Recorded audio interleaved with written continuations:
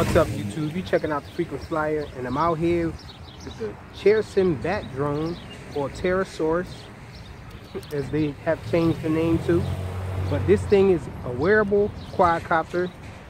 The arms bend, as you can see here, and it snaps around the wrist. But I also recently found out that these motors can just be removed. They snap on and off, so you can remove the motors and have it on your arm. And there's another piece that goes here that actually turns this into a watch. There's a watch piece there, a little timepiece, nothing fancy. Well, hard to say nothing fancy, being that it's a quadcopter actually.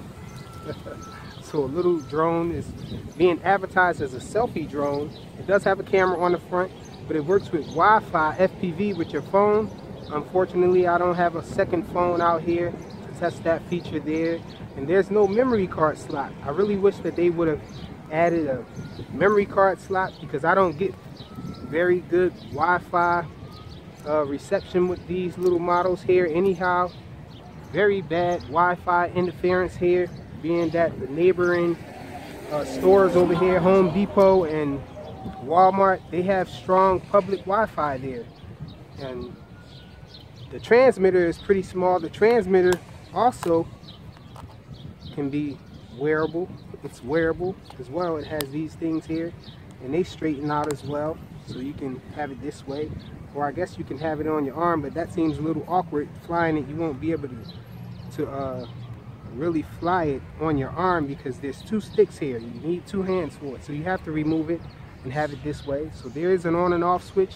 No removable battery for the transmitter. The transmitter just has a micro USB port on the side here, well, on the front, and you plug that in and it charges. And there's a charger thing for this here too. You remove this, you can put the watch timepiece back in there, and you put this part on the charger and it just charges it up while you're waiting.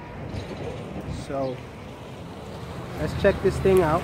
It says there's a 3D button right here, but I'm not sure what that is. I'm thinking that's just a flip, but I haven't tested that feature there. I did try to fly this indoors, and as you can see, I crashed it pretty bad. These props seem pretty awesome. I really like these props from another Cheerson model that I had.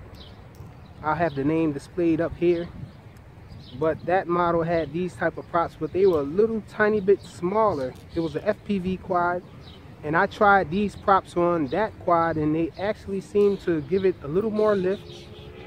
But as far as this model here, I crashed it, and you can see they're pretty fragile. They're all chewed up, these two props here. I nearly broke one on this side, so hopefully that doesn't affect the flight too much. But it did seem to fly though. Didn't really get a chance to really test it, so we're out here to do that now. Let's turn this thing on. It does have altitude hold.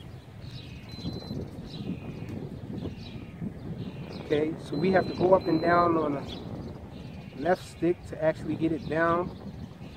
And there's an auto takeoff button here. Let's hit that. Okay, so it's in the air,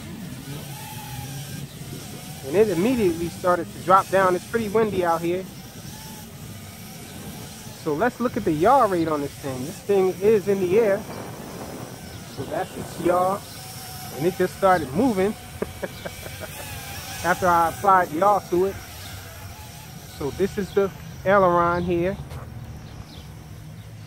fighting the wind there, pulling back as well. This is forward pitch there. So we're on low rates. Let's go to high rates to fight some of this wind. We're on mid rates. I think there's 3 rates on this thing. So that's forward pitch.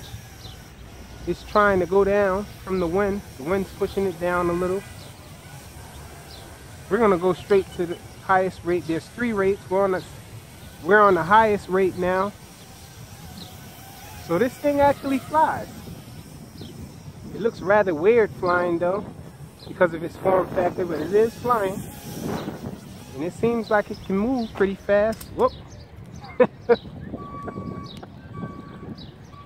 So one of the motor sections came off.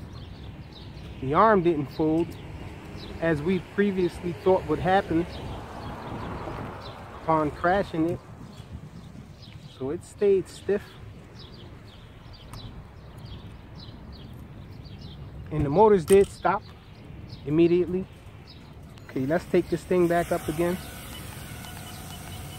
We're gonna press this 3D button while we still have some batteries. Oh, so it flips. It flipped backwards. Let's see if we can do a side flip. Nope, no side flip. It flipped backwards again. Pretty awkward trying to steer this thing. But it does fly though.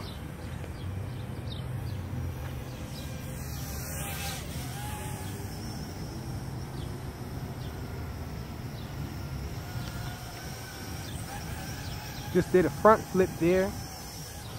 Loses a lot of altitude when it flies and does a flip.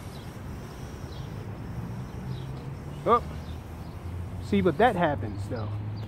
It seems like when it's moving sideways, it's really hard to stop it from a crash. You have to spin around and give it forward pitch. It doesn't do aileron too well to get out of a crash. Oh, look at this. So I'm guessing the motor is probably detached a little on this side here, and that's why this side didn't spin up. Snap that back on all the way. We should be good to take off again.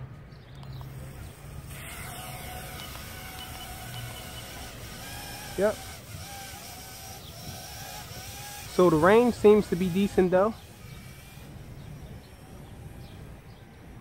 Whoop. And I flew out of range just now, so it's not all that great. I pushed it and it went down. So another good thing to know is that this thing doesn't keep flying once it gets out of range. It gets out of range and then it just auto lands. It does have altitude hold, so I'm always afraid of these altitude hold models. When they get out of range, I always think that they're just going to keep trying to hover and connect with the transmitter, and the wind's just going to take it away. That happened to a Hubsan of mine before. I got video of that on the channel.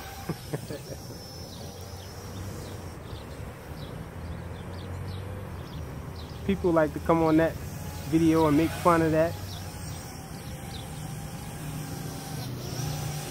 So this thing starts to lose altitude a lot when it gets hit by wind. So not really a windy day flyer. It's doing surprisingly well though.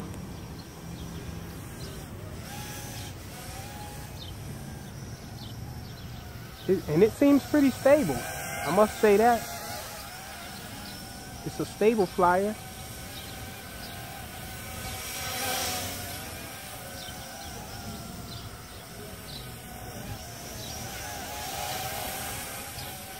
Battery life seems to be pretty decent. Well, we must be in the LVC warning because it's not letting me do any flips. I'm hitting the 3D button and it's not doing anything. So we're gonna get to see what happens once it reaches the end of LVC. Does it just land? Or does it fall out of the sky? The yaw rate isn't fast at all, so you can't do too nice of a funnel. That's the best of a funnel you can get out of this thing right there.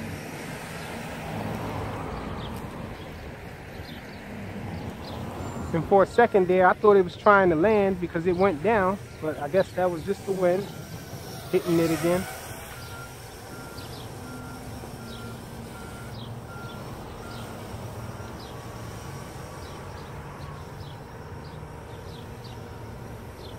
It's getting kind of wacky now. So that was the end of its battery. It self-landed. It auto-landed. It didn't fall out of the sky. And I ran out of space on my phone, so I had to delete something to get this last part here, the ending. But it's full of dust now. This thing right here is rubber, and it seems to have an attraction for dirt. It attracts dirt. So a lot of dust on this thing. It looks very dusty. But in all, I guess it's a pretty cool looking flyer. It's not the best flyer, but it does fly. And this is being marketed as a selfie drone, so I'm guessing it will probably serve that task well, because it has altitude hold and it does have a headless mode on here, I believe. And so you can line this thing up to take some shots of yourself. But as far as a flyer, it's pretty stable though. I'm surprised that it flew as well as it did with this form factor. The props are pretty fragile. As you can see, my props on this side are all chewed up and all. I don't understand why you would want to wear this thing other than just geeking out with it. And the transmitter goes on the arm as well. But that's it. The Cheerson Pterosaurs camera and watch, formerly known as the Bat Drone. Thanks for watching.